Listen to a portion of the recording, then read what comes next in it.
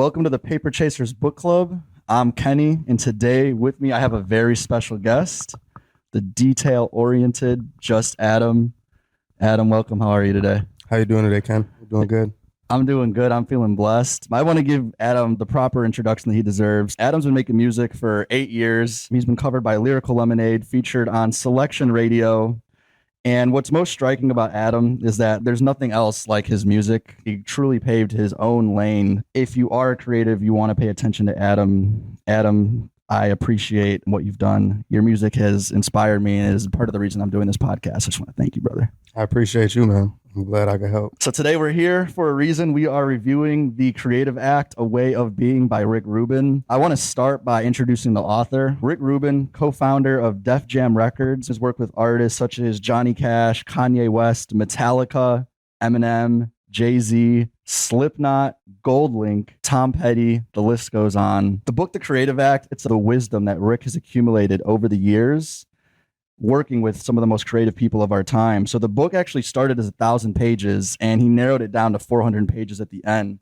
So the way the book is laid out is it's structured into 75 areas of thought, which is a really unique way to even structure a book right off the bat. One cool thing about this book is that you can pick it up and just flip it to a random page and start from there, something that the author actually encourages. So that's how I see myself using the book in the future. Adam, give me a little bit of background on how much you read. Was this, and then even jumping into this book specifically, was it an easy read, easy to pick up? Yeah, I got to be completely transparent. I don't read a lot at all. It's hard for me to pick up a book. I'm more of a visual person. So this was rare for me. But when I heard about the book, I think the first time I heard about the book was when Cole Bennett posted about it. Cole Bennett's always someone that's been inspiring to a lot of people. So when I saw that, I was like, all right, I already know who Rick Rubin is. And the irony in what you said, he's worked with so many people, but yet he's still this mysterious figure in a way. You know what I mean? He is. Yep. I was like, if he's out here dropping knowledge, I got to be in tune with it. That's very cool you found out about it. So I found about it through the Tim Ferriss podcast. Okay. That's been a role model for over 10 years from now, since I've been in high school. Just to go on the reading, I also don't naturally read. To me, it does take some discipline to read a book. When you say pictures, that's my thing. I go in and I love visual books. So this was a little bit out of my comfort zone, but it is really paid off. Just the immediate effect from reading it. I've enjoyed life. I feel like I've been more in the moment, which is a big theme in the book.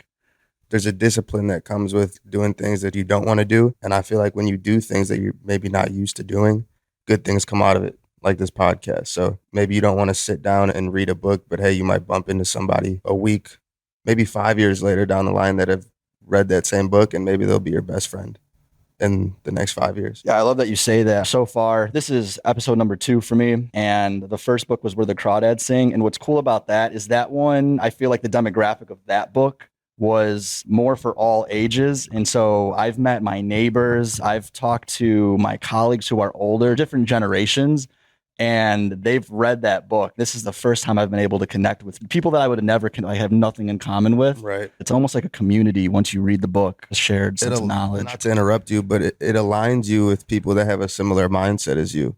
Because if you read the same book as me, you might have similar interest to me. Even to pick up a book, you have to be in a good place. It's almost like a grind. Yeah, there's already a discipline to picking up a book and reading it, but you're not going to read a book you don't want to read. It's time consuming. You're taking, depending on how long the book is, hours out of your life to learn something from these pages. And if you're not interested in it, you're not going to pick it up. From someone that's read a lot of books, the advice I've gotten is you should be able to put a book down just as easily as you pick it up, like kill the book. With a book club, that's such a hard thing. I think there's a lot of power in a book club. There's a few reasons I even started this. One was to connect with people of all ages. Another one was someone I look up to at work who's just further ahead in life where I want to be. One of his favorite things to do is his book club with his crew. I love that way of connecting, and it seems like it ages real well. One of the things I'm worried about is with a book club, everyone kind of has to commit to reading it front to end. But yeah, I'm glad we were able to finish this book. So I don't know how much of a grind that was. Wasn't much of a grind at all. With that, let's jump right into the book. It's really interesting to me how the first sentences of a book, how it starts off. We go right to area thought number 1. It's called Everyone is a Creator. How the book starts off is it gives a really unique definition of creativity. Here's how Rick defines creativity. He says, creativity is not a rare ability. It's not difficult to access. We all engage in this act on a daily basis.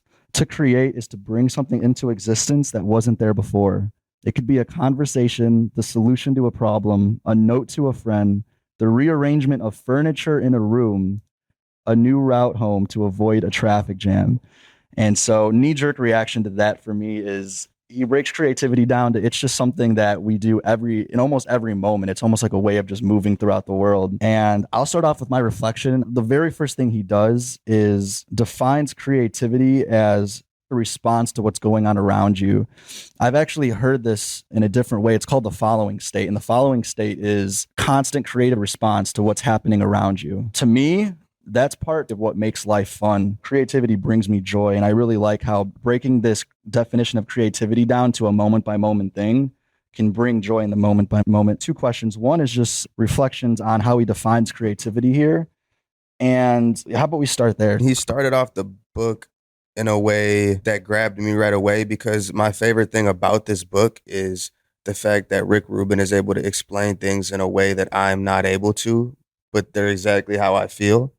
So just the concept of rearranging furniture in a room and then somebody walking in and saying, hey, I would have never thought to do that. It's like, hey, it's creativity. That's merely what it is. And what's really powerful about how this started off is like, okay, someone like me. So what I do as my full-time job, I'm in business.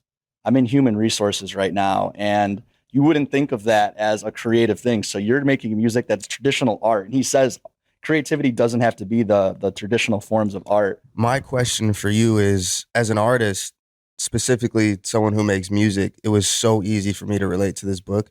There were so many things in this book that like just blew my mind that he was able to put into words that I have never been able to, but like I said, I've felt them before.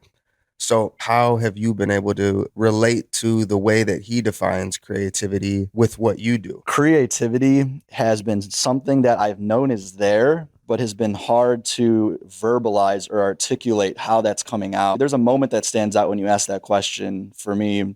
It was when I was with my work colleagues and we went into this small artist shop, and we're all business people and he has his art everywhere. And I asked him, do you think that there is creativity in what we do in business? And he was dead set on it. And since then, I've been really thinking about the place creativity has in my life. And I think that's why this book related to me right away, because he's defining creativity as just a creative response to what's happening.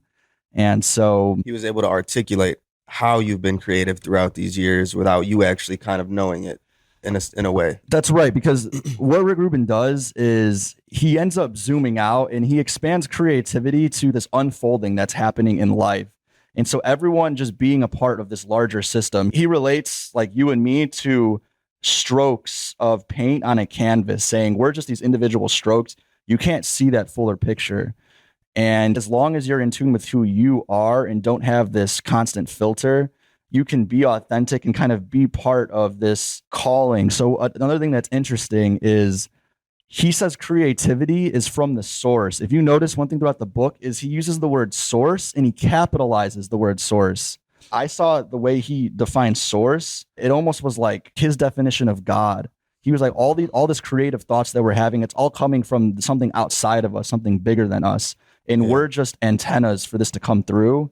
That's his proposal in this book. Yeah, and I think he did a great job of explaining how spirituality can really help you find your calling as a creative without using religious terms or without bringing politics into it. He said something in one chapter about how grace will take you places, like just let grace take you there and things like that. And it's very spiritual, but it's not political. He really just talks from fundamental concepts, which is great. That's part of it that makes it really relatable. I gave a long-winded answer, but ultimately, I feel like this book made me feel like I'm part of this unfolding. I'm part of what's getting us to a better tomorrow.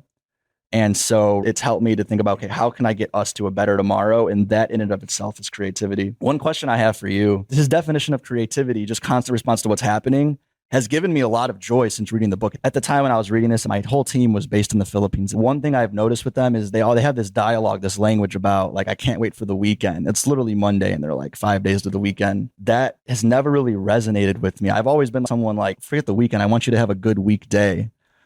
And That's not easy to do. For me, appreciating this creativity in the day to day has allowed me to appreciate my weekend a little bit more.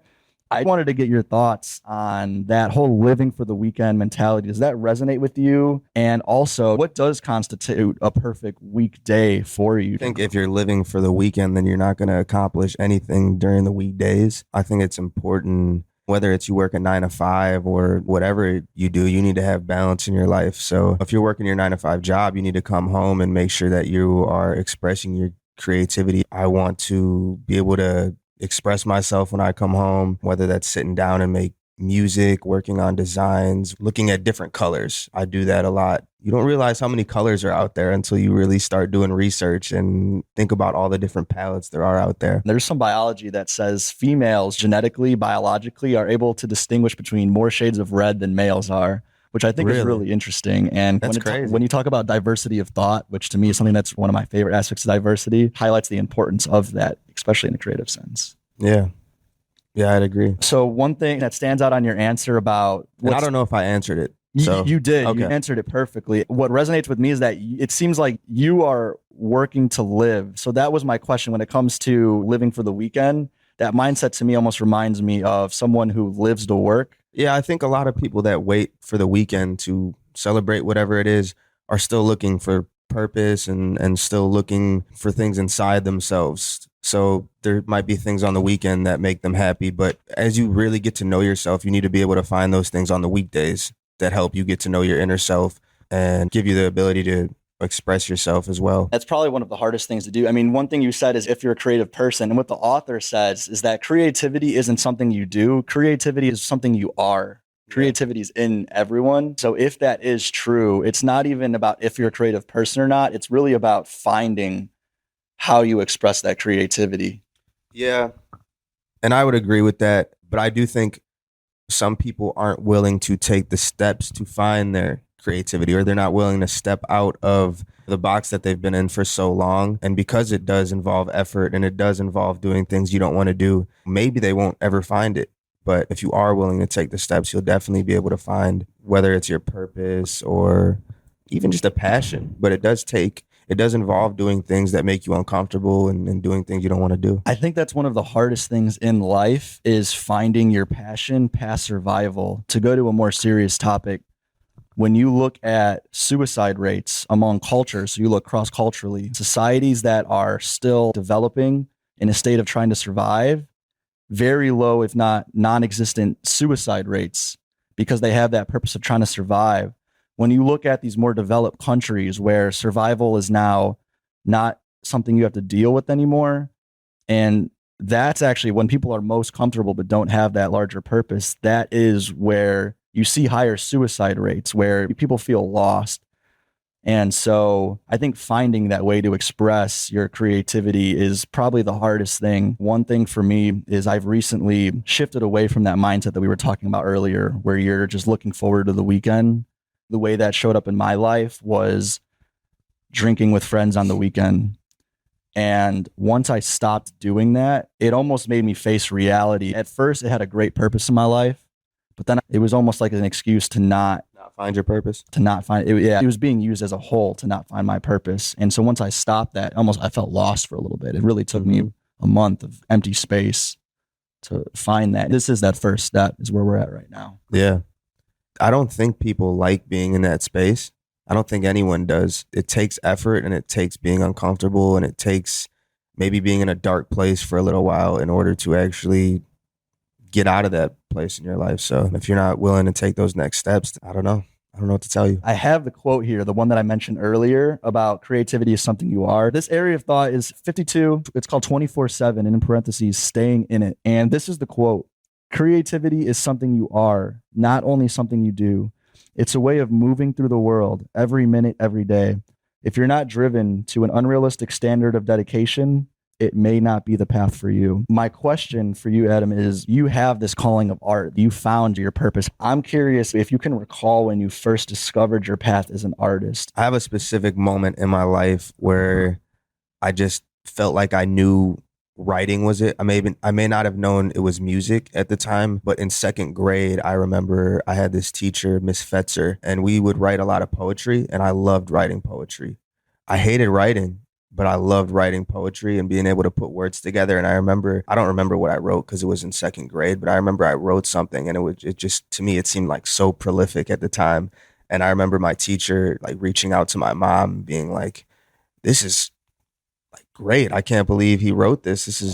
This might be something. The teacher reached out to your mom. The teacher reached out to my mom, yeah. And I may be making it more dramatic than it actually is. She might have just been like, hey, you did some great work.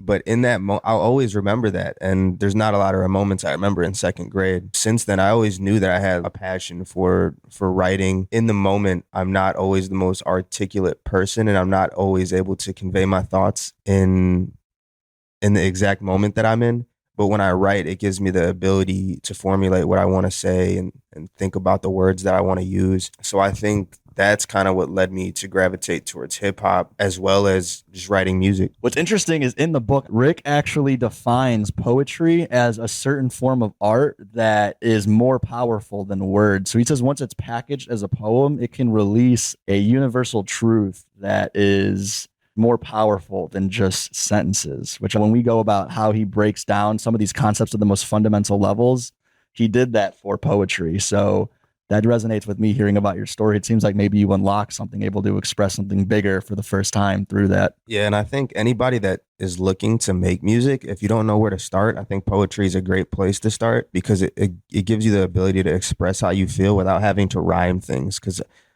sometimes the flows and rhyming things together, which rap doesn't even really need to rhyme, but people think it does because when they hear it, that's what a majority of rap or hip hop sounds like. It doesn't need to rhyme. And I think poetry is a great way to get used to being able to write and express yourself without having that added pressure. We're going to move to tuning in, area thought number 2. I'm going to read a quote that's going to lead to a question. He says, the best artists tend to be the ones with the most sensitive antenna to draw in the energy resonating in a particular moment. Many great artists first develop sensitive antenna, not to create art, but to protect themselves. There's a lot of reoccurring themes in this book. Yeah. And one of the quotes I had that really goes hand in hand with that, the energy around you can be harnessed to elevate your work. A lot of times people aren't able to read the energy around them, and that's why they're not able to get further in where they want to be at. It's like what you said on the weekends, where you were going out on the weekends and drinking, and that was used to fill the void of not having something. But once you did find it, there was a certain energy that led you to the podcast, right? Right. So I think it's important to read the energy around you and read the energy of the people around you, because the people that you surround yourself by are really, at the end of the day, what's going to lead you to your next steps. So what are ways that you've used the energy around you? Do you have any examples? I think energy means intuition, personally. And I think a lot of people don't look into the way that they feel when they're put in certain situations. And I think you should look at how you feel in every single situation in your life, whether it's happy, whether it's sad, because your body's always talking to you. You shouldn't follow other people. You should follow the universe. And I think that's energy, that's intuition. You should follow what you feel is right. And not to say that everything that you do is right, because you're going to be wrong, but maybe that wrong is supposed to lead you to learning how to make it right, if that makes sense. It does make sense. Yeah, he talks about the path of not here, how every wrong turn leads to a route that you wouldn't have otherwise seen. When it comes to that energy that you're talking about, tuning into that intuition, he does a great way of talking about listening to your gut versus logic is the way that I heard of it before this. He goes a step further and defines when to listen to your gut versus when to listen to logic. That gut is really an emotional feeling that you have. One of the chapters that sticks out to me the most, it's called The Lightning Bolt, which is like my cool name to a chapter. And what the lightning bolt is, tuning into the energy around you. The lightning bolt is those times when there's something that really catches your attention, really strikes a strong emotional reaction. And he gives great instructions on not to focus. A lot of people focus on what that lightning bolt was and will often spend their time and energy wrapping themselves around that, maybe for too long. When he says what you should do is look at the conditions around that lightning bolt, whether what came right before it or what came after the lightning bolt. Yeah, that was one of my favorite chapters as well, because as creatives, as artists, a lot of the times you get caught up in those big moments, but it's really about the consistency around that big moment that led you to it. An artist might have a breakthrough song after 10 years and they might think, wow, why did this song do it? But it wasn't necessarily that song. It was all of the moments up until that song that led you to that moment. So there's momentum that goes into that lightning bolt. It doesn't just appear out of nowhere. And if it does just appear out of nowhere, it's almost always likely to never come back. When I think about the conditions that can surround that lightning bolt, I think of two things you have to focus on. One is your discipline, the walls you have, the routines. Number two is the environment that you're in. If I were to start with your environment, so skipping ahead, there's a chapter on space. There is a chapter on space, and here's a great quote. It's just one single quote on a page. I'm glad you wrote this down because I didn't have room in my notes, or I didn't want to fill an extra page. But I did want to write this down. So go ahead. The quote is, create an environment where you're free to express what you're afraid to express. And I'm curious as to what is your environment, or the way I phrased it is, what does your ideal safe space look like? Now, safe space may be limiting in the wording, but what does that environment look like? Yeah, so I think finding your safe space takes some time, and you're not going to know what it looks like or what it feels like right away. But as you're on your journey as an artist, you are going to find that safe space. For me, it includes being in a very minimalist environment by myself. That's where I feel most vulnerable, and I feel like I'm able to express myself. That's where I've written a majority of my work. And me saying that does also lead me to want to put myself in other environments and other situations to see what comes out of it. But in the environment that I just described is where I know I am able to thrive the most. And if I put myself in that environment, I know something will come out of it at all times. So if I go to a studio with different artists, I may not be 100% from the free throw line. But if I put myself in that room, I know I'm going to get something, whether it's just a verse, a hook, I know I'll get something. But if I am put in that room with the studio, I might have to come back to that song that we are working on, or I might have to say, hey, I'm going to take this home and work on it. But that also leads me to realize that I need to put myself in that room more so that I can learn to do that. The room with other people in the studio. Exactly. There's actually a guide. One chapter in here is instructions on how to change it up, how to change the sameness is how he describes it, and how get out of your comfort zone. So he talks about there were some artists that would literally hang upside down and sing. Yeah, I read that. Yeah, I think so in terms of a fun read, I think that was a little too much. I'm not here to judge if that worked for him. His name must have been Dracula. Yeah, because I don't think he said the name of that person. So What's great is he gives a lot of good examples with names and without names of things that he's seen over his time. That's one of the most fun parts of this read is hearing these legendary stories that he had a unique insight into when these people were super vulnerable. Do you wish he would have mentioned those names? Definitely. Yeah, he does but sometimes he doesn't. Sometimes he holds the name. So I'm sure he probably asked the people, like, can I shout you out here? So I get it though. If you don't want to be known as the upside down guy, I get it. The upside down guy. One thing I thought was interesting, when you talk about your ideal safe space, you said when you're alone, you're able to be most vulnerable, which is interesting because when I first think about being vulnerable, I think about being around other people. And maybe it's a different type of vulnerability, but can you explain any more about how you feel vulnerable when you are alone?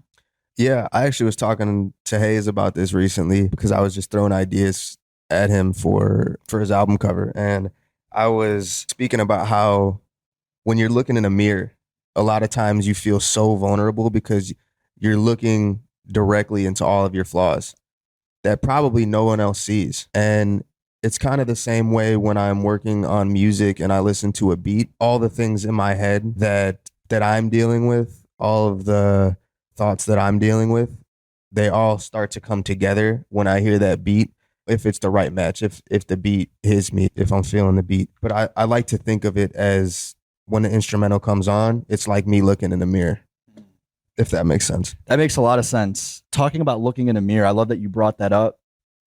My favorite quote, here's the quote. It says, "There's a reason we are drawn to gazing at the ocean. It's said that the ocean provides a closer reflection of who we are than any mirror." When you talk about looking in the mirror, it seems like music is almost that way for you to look at who you are. He talks about being in nature and how looking at the ocean is a better reflection than a mirror. He talks about what's driving that creativity, that energy. One of the traits of that energy is a oneness, and how we're all connected. He talks about whether we're here or not, that unfolding is going to happen. So if you have an idea, you don't act on it, it's going to be picked up somewhere else. And when I think about that trait of that oneness, that to me starts to unfold. Okay, what are we moving to? If it is a oneness, what does that look like? Is it love? Have you ever taken a walk on the beach alone? I don't think I've walked alone on the beach. I think every time I've been to a beach, just because I don't live by one, it's always been with somebody. Okay. When I go on vacations, I'm usually the first person up. I haven't been on a vacation in quite a long time, but even as a kid, I always woke up super early. Not intentionally, I've just always been an early bird, but I would always just go walk on the beach. And there's like, it's almost indescribable. There's this, like you said, there's a certain oneness that you feel, and it's like you have thoughts that you've never had before. It's like, wow, I'm such a great way to reflect on. It's like looking in a mirror, but you're not looking in a mirror. It's almost like the reflection of your life and not your actual identity. So yeah, next time you are in a location where there's a beach and you have a this is chance calling to, for a vacation. Yeah. Is what I'm hearing here. and yeah. and I know Rick Rubin spends a lot of time in the sun. I believe he wakes up really early, and I know he does a lot of meditation. So it's no coincidence that his thoughts on standing in front of the ocean and hearing the waves or whatever that may be is a time of reflection for him. Yeah, you talked about Rick Rubin's meditation. The way he brings up meditation, there's a chapter talking about space. And this is what he said. To create space for inspiration, we might consider practicing quieting the mind. Breath itself is a potent vehicle to calm our thoughts, create space, and tune in. So I think that's specifically how he uses breathing. Do you have any forms of breathing techniques? Do you have any connection with that, or is it less intentional? And if not, just meditation in general, what does meditation mean to you? I've started to really focus on my breathing over the last year. Somebody that listens to my music started following me and does breath work. It inspired me to be more focused on that. And the more that I breathe through my nose, the more I feel clarity. There's also a lot of stuff that's been going around recently about how breathing affects your posture. So it really just goes to show how naturally we are supposed to take those deeper breaths through our nose and exhale through our mouth. It's about being intentional, and it's about, like the same way, recognizing energy in a room, recognizing the little things that you're doing on an everyday basis, like breathing. And a lot of the times we're so caught up in social media and we're so caught up in everything going on around us that we don't focus on the smallest details, like the way that we breathe, when it's like that might be the most important thing that you do throughout the entire day is breathe. If you stop breathing, you're done for it. Right. So why don't we focus on those type of things? And not to say that I'm like the breathing guru. Yeah, so I have a confession. Today has been officially 3 months of doing cold water exposure every morning. Nice, man. I was inspired by a couple people I look up to. I'll just throw the names out. David Goggins, the Gracie family who brought jiu-jitsu to the U.S., and then the Iceman, Wim Hof. It's interesting, man, because I'm facing my biggest fears. You know what the hardest part of doing cold water in the morning is? Mindset. It's not telling people that you do cold water every morning. Ah, okay. Funny, because I've been doing that recently too. Not every day the last 3 months. Yeah. But like twice a week. And I'm interested to see how it's made you feel or how it's changed your thoughts on it. Yeah, so let me say, cold water in the morning, people are like, what do you get out of it? People that are, and to me, the best way I could describe it is it's the lead domino that knocks over all these other healthy dominoes that are making me my best self. And so the same time I've started this cold water therapy, I've also started jujitsu. I've had the opportunity to train at Urban Jungle Self-Defense. It's been a great community of like-minded people. But the reason I bring that in is because when I do cold water in the morning, although I am, after that, starting jujitsu, I'm just getting like my butt kicked. But the thing is doing cold water in the morning, I've already had the hardest part of my day because I hate cold water. My cold water looks like going outside in an unheated pool, and it's winter right now. It's March. The past 3 months, I started this in December. Real quick, I think that just translates perfectly what we talked about earlier and doing things that you don't want to do. Sometimes he talks about the details in this book about how sometimes the smallest seed can grow into the biggest tree. The smallest details in your life are going to be the things that change your life drastically. And I think that doing one thing like a cold plunge or a cold shower in the morning is the first step, or the first thing you don't want to do that'll lead you to do all the other things that maybe you kept putting off. So I think that's great, man. It is true. Artificially creating the hardest part of your day, which is what cold water means to me, has been the best thing, because everything after that is easier. I already know when I'm going through something hard and there's people around me, like in the jiu-jitsu gym, I've already done something that no one else has done. So that's what it's been to me. I mean, more specifically, when you get in cold water, you have to learn to breathe and calm down. And there's something almost spiritual there, having to surrender and just breathe through the cold water. So it's been great. And I've been surprised at how many other people have been doing this as of recently too. It seems like it's the time now where it's becoming There's a really certain popular. energy in the world right now. I feel like a lot more people are gravitating towards this no excuse mindset and just trying to find every way possible to better themselves. And if hopping in a cold shower in the morning means I'm going to feel better throughout the day, or it's going to force me to do something that I haven't done before that might make my day better, it's like, why not? At first, I was that crazy guy. My landlord's like, she's old school. She's like, boy, you're going to get pneumonia. What are you doing? She doesn't get it. But I have other people been like, oh, are you doing that Wim Hof thing? So it's been surprising to me how people are starting to pick up on it. I even saw that recently in another podcast, the Sunday Conversations. It's so funny. Drake just had one on there and he brings up how cold plunges has been his new thing. And that totally surprised me. The range of people that are from all areas.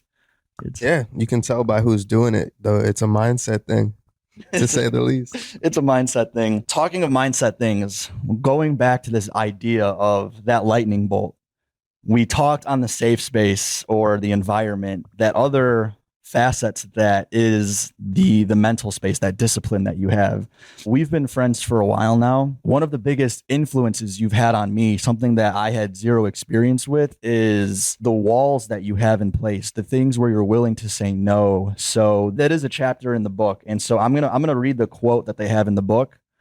And I want to ask you about the walls that you have in place that have allowed you to tune out what doesn't fit you, because you've been a source of inspiration to where to draw those walls. So let me just start with the quote. So it says, many people may seem walled off, but sometimes walls can provide different ways of seeing over and around obstacles. My experience with you is when you visited me in Houston at the time, I'll never forget, we're having a good night. We're going out drinking, and I was really trying to peer pressure you. After the night was over, I was trying to go back out, and you had this wall off, and it stuck with me. It was probably something small to you, but you were like, I don't want to do something that my mom, my girlfriend, the people that really love me, that they wouldn't want me to do. Even though in the moment we were having a good time, I know we were cool, but you were able to draw that wall, something that I wasn't able to do. And that's influenced me to drop some more walls that has allowed to create more empty space to do things like this. My question is, do you think about these boundaries that you have in place? Are there any rules that you absolutely don't break that you found critical to your success?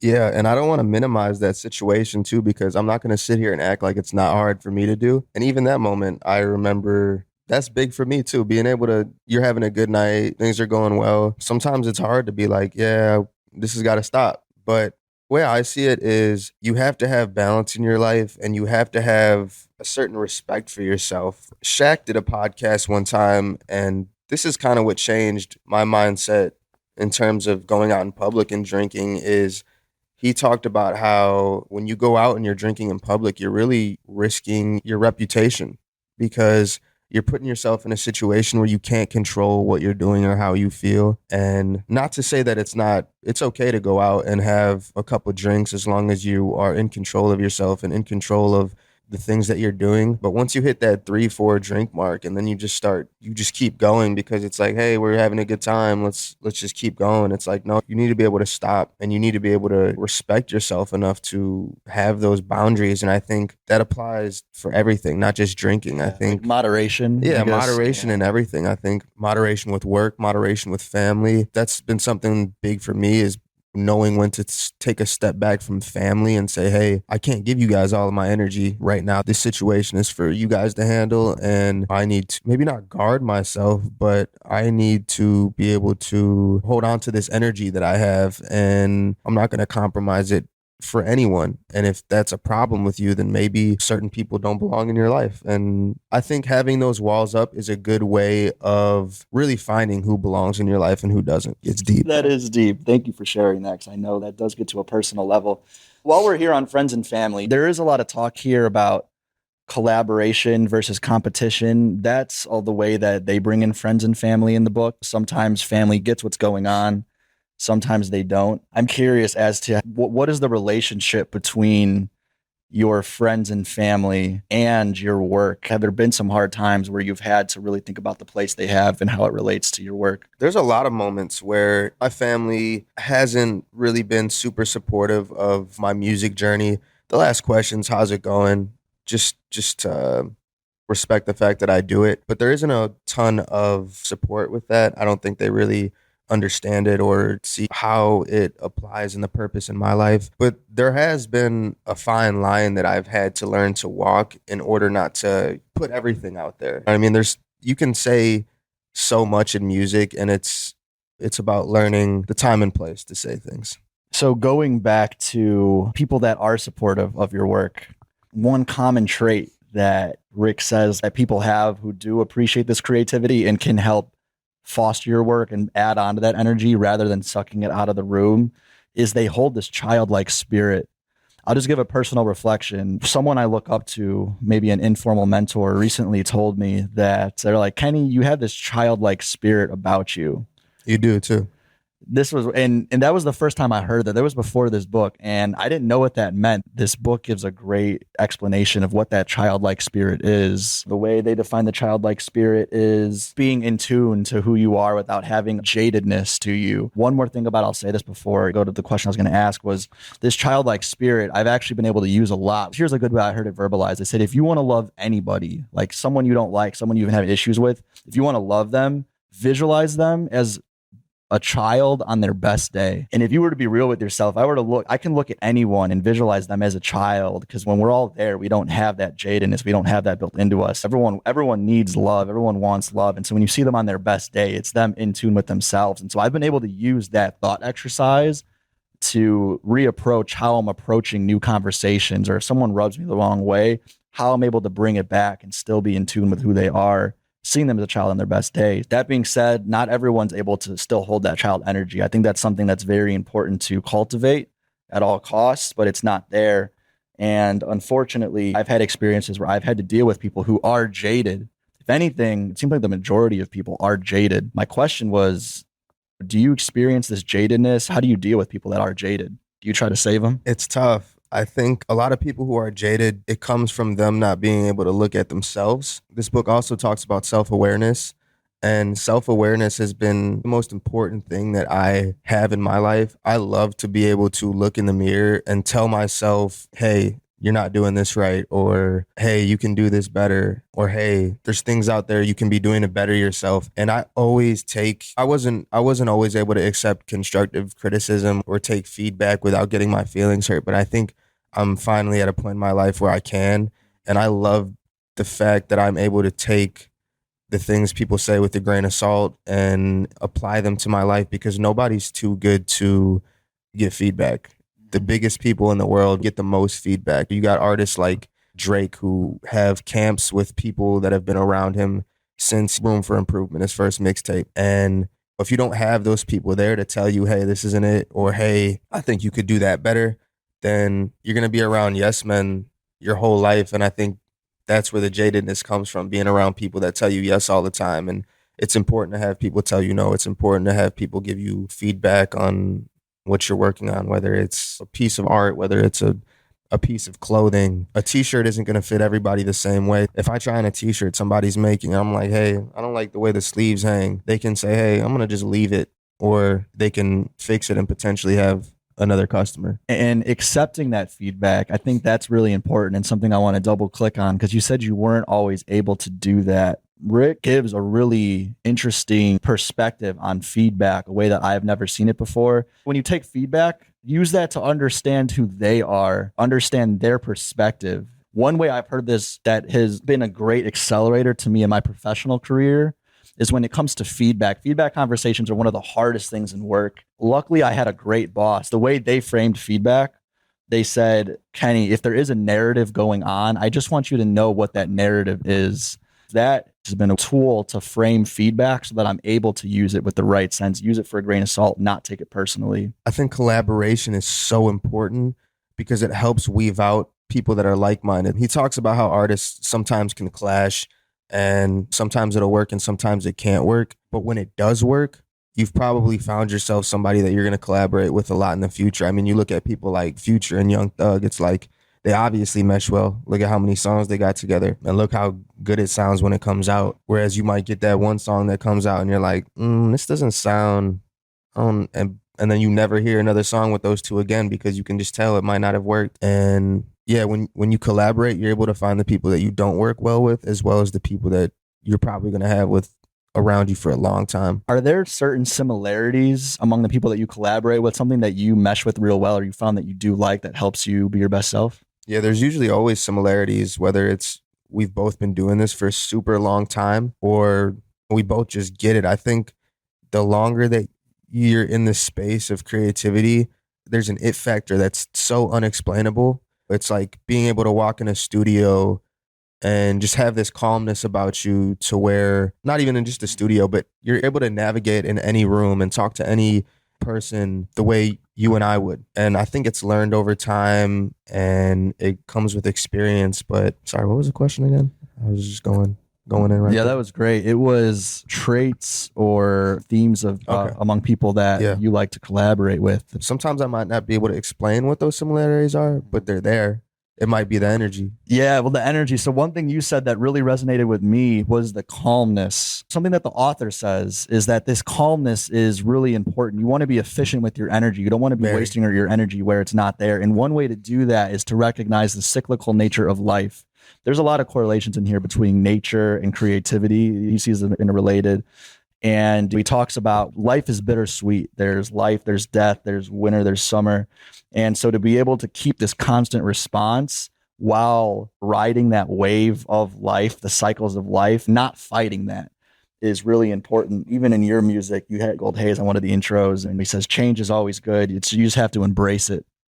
And that is something that is, I think about, man, probably on a weekly basis when there is change, of just embracing that in a great way to be efficient with your energy. What's my point? My point is doing that allows me to stay calm in all situations. I'll give one more personal example. Jiu-jitsu teaches you how to fight people that are bigger than you. And the way to beat people in fights, when it comes to life or death, the way to do that with people that are bigger than you is to not waste your energy and to stay calm.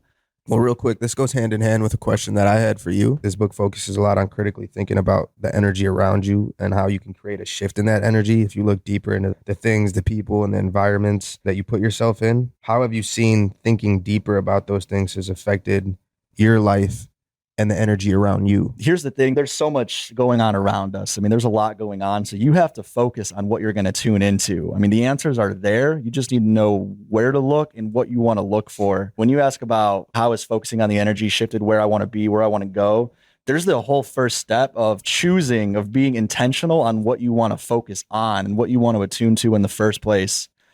And that has been a great accelerator. So when I look at like where I live today, where I moved into, I wasn't planning on it. I was just walking down the street and I saw this sign. So I walk in this place. I had no idea what it was. I got energy. Like when you walk into the room, You felt it. yeah, you felt it. One thing I think about, one of the best pieces of advice I've ever gotten is you either suck energy out of the room or you add to it. Yeah. And leaders in this world, no matter what the craft is, leader in any industry, any space, they like working with people that give energy. And so that's something, one, I don't want to understate that. That's been really intentional for how I show up and how I present myself. But then also thinking about what I'm surrounding myself in, just going back to the example when I moved in, it gave a lot of energy. Now that I've been there for 3 months, I've realized there's a great attention to detail to the plant life. So there's a few people in the community that do gardening every single day. From there, it's just been trial and error. Okay, these things have worked great for me in my life so far. When I paused for a second and thought about, okay, what am I really moving towards? Like, what machine am I really feeding? When I stopped and looked at that, I looked at the habits I have in my life and I just asked myself, does this fit me today? Going back to that example of drinking, that fit me great at certain times in my life. When I went to college, that was how people connected. Now that I'm in the professional workforce, it doesn't fit me as well. It doesn't serve me. And so it really, when I think about focusing on the energy, there is a part of that is the constant reprioritizing and reassessing the current habits that I have. I do want to go back to something we talked about, feedback earlier. There is that vulnerability. But in this book, another one of my favorite quotes. Real quick, sorry, I don't mean to stop you. I just want to let you know we're at 9:30. Just to give you a timestamp. Thank you for that. I actually ordered a little stopwatch, but Oh, okay. it didn't come in by the time I flew to Chicago. So It's all good. We got the Apple Watch. Shout out Steve Jobs.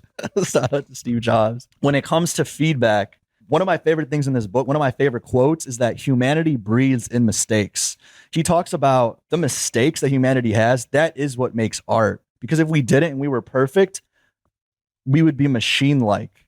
Yeah. And there's a sense of blandness in that machine-like. So humanity breeds in mistakes. I hate when, I don't hate it, but when a question starts with, if you could tell your younger self this one thing, it's one of my, I just don't like that question, because it's like, you need to go through every step in order to learn who you are and be the person you are. There is no, oh, I would go back and tell myself this. You need to go through every step that you've gone through in order to get to where you're at. Vince Staples was asked that in an interview, and he handled it perfectly. They're like, what would you tell your younger self? And he basically like checks his younger self. He's like, what's up? Like, I think he like runs his pockets or something. He's like, he runs his younger self pockets. So I rock with that. Shout out Vince. So here's what the book says. If we were machine-like, the art wouldn't resonate. It would be soulless. With life comes pain, insecurity, and fear. And sorry, real quick. I just wanted to clarify. I understand what people are asking when they ask that question. I just don't like it personally. So going to our mistakes, our flaws, my question is, do you think about your flaws? If you do you have like a favorite flaw, or not a favorite flaw, but a flaw that you think has been instrumental to where you are today, or something you're like, I would be so much different without this certain flaw? I don't know if I would call it a flaw, but I'm super introverted and I'm super quiet. Anybody that knows me knows I can be extremely quiet to the point where it's like, are you going to talk? Like, are you going to say something? And I don't like to talk because I don't feel like everything I need to say is important, even in the times where I do want to talk. And that's something that I've also learned, not just being an artist, but just being a human being, is just not everything needs to be said. And yeah, this might not be a flaw, but it's something I think about a lot, how quiet I can be. I just don't feel like everything that I want to say needs to be said. So maybe projecting myself more and thinking about areas where I can fit into conversations more than just being quiet. Even with my job, I go to work sometimes and I'm in a meeting, and in the back of my head, I might have something that I think I can say, and I know it's probably important and other people are thinking it, but I won't say it because I just feel like, don't say it. Learning when and how to say things at times where I feel like they might be important to be said. One thing that resonates with me is you talked about in some situations you may not speak. I heard someone recently who was a professor, and they said, when I'm in professor mode and I can go off, I'm in like my flow state. But if you put me at a party, I'm indistinguishable from like the potted plant that's in the corner of the room, which connects to me about how he talks about everyone has different versions of themselves. Some people get on this one version of themselves, and he talks about how you have to realize that we all have these different facets of ourselves, whether it's us, whether it's like you with your mom, whether it's you at work, whether it's you in the studio. Do you think about the different versions of yourself and how you tap into those? I'll give an example. I have myself when I'm at work. It's really like flexing your style is how I see it, because there is a oneness of who I truly am, but he distinguishes that you do have different parts of yourself. And if you combine those different parts of yourself, that's sometimes where someone can really thrive. Do you see yourself as having like different versions of yourself? Yeah. I don't think it's me really changing who I am. I think in different rooms, you are going to express yourself differently just based off your surroundings. At work, I think a lot of people, my coworkers, know me as I'm very sarcastic, and that's just my way of expressing myself at work. Sometimes I know I can be overly sarcastic and some people might not understand it. In some ways, I think it's like a defense mechanism for me, or like my way of being myself and using humor to guard myself. But I also am just always been a sarcastic person. I talked about this at work recently about how if you're able to accept my sarcasm, I know we can be close, because I know you can take constructive criticism or feedback. And I've always been that kind of person where I'll tell a joke that's like super far.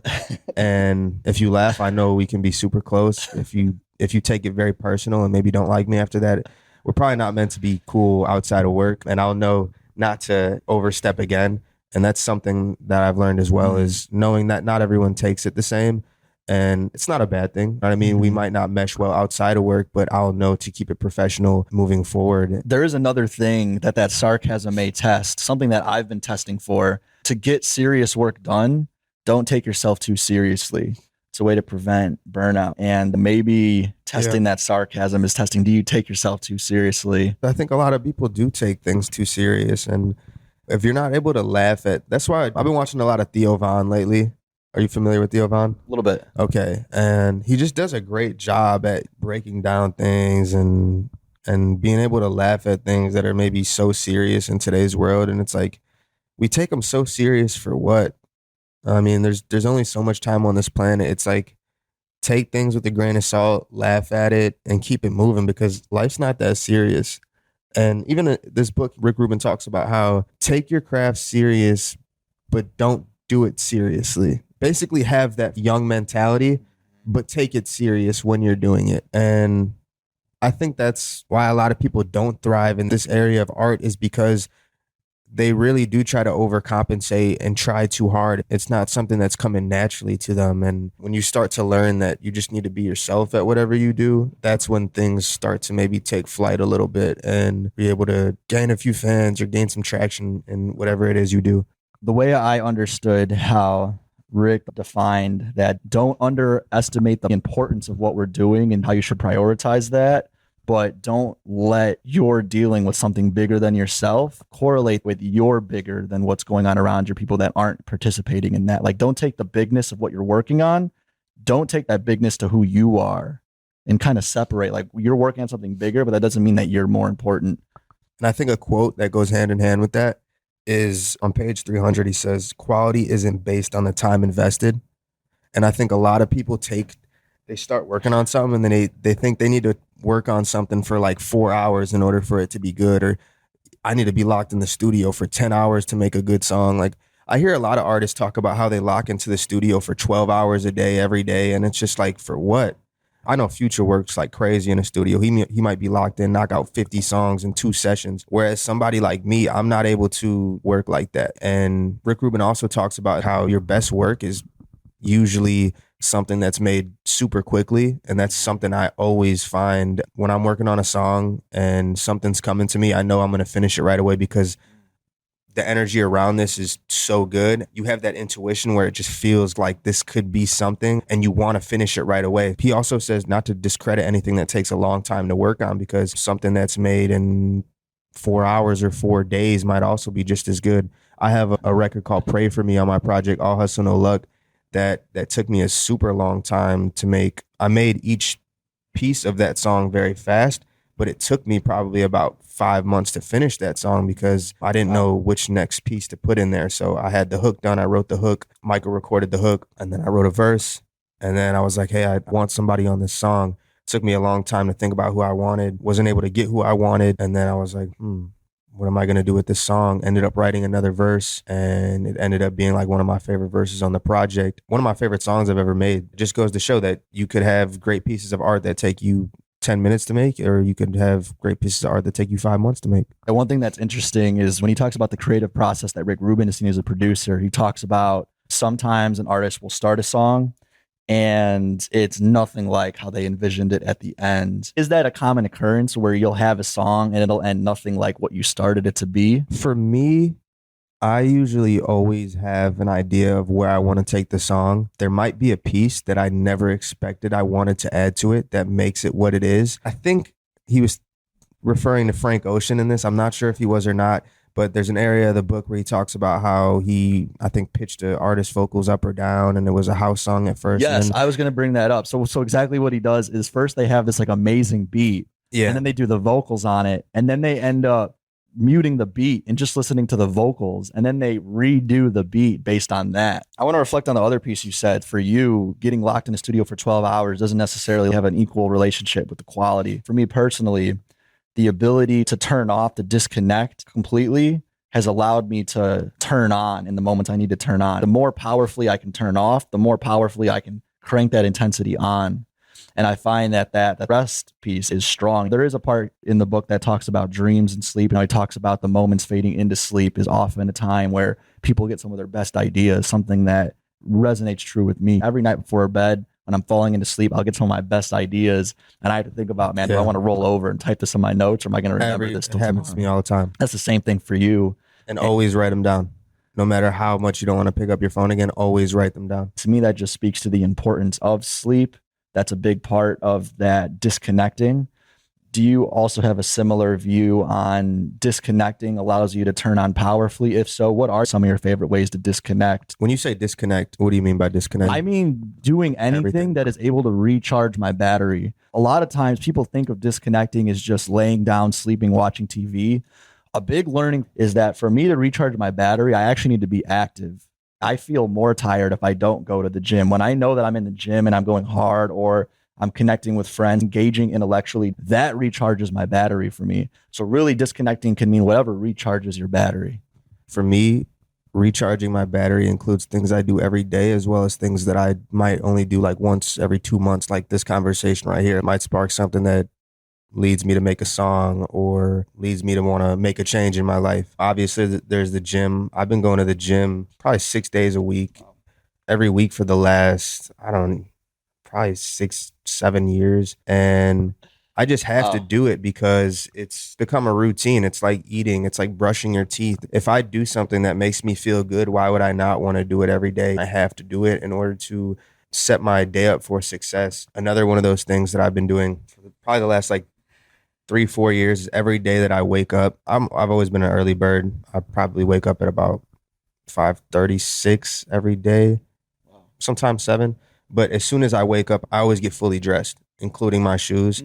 And it's just something that completely changed my life because it's so psychological when you are fully dressed. I usually put my gym clothes on right away to tell myself, hey, when you have the time or when you're ready to go to the gym, go over to the gym. It's helped me just become more prepared for the day, and sitting around in sweatpants just isn't for me because I know I'm not going to want to do anything. I also don't like wearing pajamas. I don't think I've ever owned a pair of pajamas. When I was a kid, I probably did, but I don't know. There's something about just having your shoes on and being ready to go at all times that if you get that phone call where someone's like, hey, want to do this? You can say yes right away. You don't even have to think about it. Or if you have an hour to go to the gym, taking a break from work, you're able to go do that because you're ready to go and you don't have to stress yourself out like, hey, I still need to get ready. And that could potentially be an excuse for you not to do it. As you're saying this, I'm open to the page where Rick Rubin talks about the story of John Wooderson, I believe his name is, who was one of the most successful college basketball coaches of all time.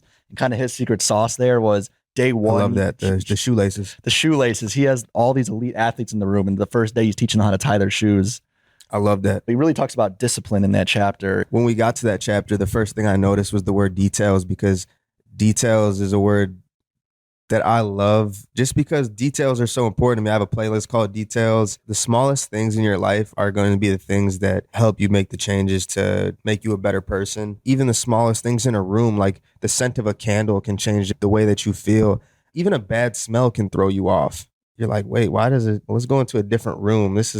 I don't know what's going on here. But yeah, you start to notice the small things and as you really grow a stronger intuition of who you are. Did introduce you as the detail-oriented Just Adam. And there you go. And I only said that because it really does come through in your music. That's something that resonated with me. Appreciate it. That attention to detail, when I first started to get people around me that were uncovering my blind spots a few years ago, specifically in business, my number one piece of feedback was I need a better attention to detail. I'll never forget. That was the reason I was poorly performing in the beginning. And now it's something I appreciate so much. One of my favorite quotes that I've heard is, life is the art in finding joy in the little things. To find joy in the little things, it is that attention to detail. Just reflecting the importance it has been to me to enjoy the day-to-day, slowing down. A lot of people don't know how involved I am with my process in music, and I'll sit in a studio with my brother, my engineer Darian. I'll tell him every little thing that I want to be done to the mixes, and we'll do 20 mixes on one song, and then I'll text him the night before the album needs to be uploaded and be like, yeah, we need to raise these vocals by 0.3. And he'll be like, 0.3 is not even going to matter. And I'm like, no, it does matter. But he's the engineer and he knows it's really not going to make a huge difference. Adding certain sounds and certain points in the beat, knowing that when your voice is a cappella in a certain part of the beat and the beat drops, that maybe the acapella needs to be lowered a little bit so it's not super loud in the headphones when the person's hearing it. There's so many things that the mixing process takes so long for me. He talks about in the book how doing one thing can create a domino effect and cause other mistakes. And I've seen that happen in my work as well because of how detail oriented I can be with the mixing process. Say I want to add a skit to a song and the vocals might be super loud and it might affect the way that my vocal sound when they come in? Is it going to mix well? Should we add echo to create a transition? There's so many different things that people don't realize that artists have to think about. And I really do appreciate all the artists that do take the time to think about those things. And you can really see it through the music. Even people like Travis, like you can tell he's super involved in the mixing process. It's so important to focus on the details because they're really what make your project stand out more than the other people's. So if we were to take that idea that it's important to pay attention to the details because a small thing may have such larger implications down the line, I kind of expand that out to life a little bit, talking about you make one decision here and you don't even realize that ripple effect, the butterfly effect, right? In the book, he talks about the path of not here. He says, when working through ways of solving a puzzle, there are no mistakes. Each unsuccessful solution gets you closer to one that works. I think I mentioned this earlier. Taking a wrong turn allows you to see landscapes you wouldn't have otherwise seen. The way that resonated with me is something in life happens and you saw it a certain way. Something goes wrong and it's the biggest deal in the world. But over time, what you thought mattered doesn't matter as much as you thought it would, or it led to a different path. For you, do you have any times in your life that come to mind? Some of those times where you're like, man, at the time I thought this wasn't going the way I thought it should be, but looking back, I couldn't be happier. Another example is out of high school, I applied to all these colleges. I'm like, man, I'm not going to community college. No one in my family knew how to apply to colleges. I'm the second one in my family. And so I didn't get in any colleges. Like some of them, I didn't even submit the application right. And that led me to go to community college. And then in community college, that's where like you and I rekindled our friendship. But there's so many examples like that. Where it's like, man, if that didn't happen, I wouldn't have met you. We wouldn't be here. Does anything come to mind? Yeah, I've made music for a long time. And as I've been making it, I also, early on, I started doing photography and like doing little videos. I was nothing crazy or anything. But I remember I used to go to the studio with two artists and I used to take videos and photos for them. And I just always remember being in those rooms and being like, damn, I wish I could be making music right now, like, and not have this camera in my hand. Like, I wish people saw me for an artist and not just like someone taking pictures, or I was able to give my input on this song because I think I probably have something good to say here. And being in those situations like led me to realize that you need to work your way to the point of being able to be in those rooms and you need to deserve it. And it helps you take a step back and have that self-awareness to look at yourself and be like, you're not there yet. Like, it's all good. We know you wish you could throw a verse on this song or give your input, but you're just not there yet. And it's having that self-awareness and being able to admit to yourself that you need to work your way to that point. And I think picking up a camera gave me a different type of, I may not have been able to be in that room without that camera.